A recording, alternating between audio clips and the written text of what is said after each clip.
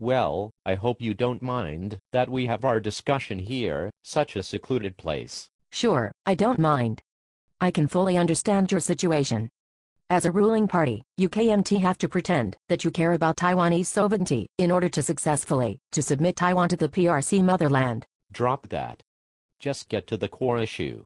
What do you want us to do in the next time when your dignified envoy come to Taiwan? Well, as the envoy of your Supreme Master, I would like to be recepted with your kneeling down. What?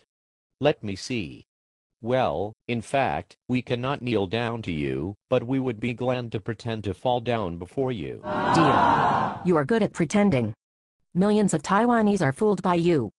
Just make sure that when our envoy arrives, your people would fall before us. Then, we KMT also have a request. Say it, and we will consider it seriously. Please ask your envoy to call Mr. Ma as Mr. President, even in private, in order to make Mr. Ma feel very good. That's impossible.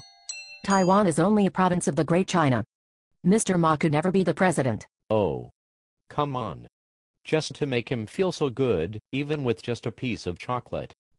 Well, we will never call him Mr. President, but we will find a way out to make him feel so good.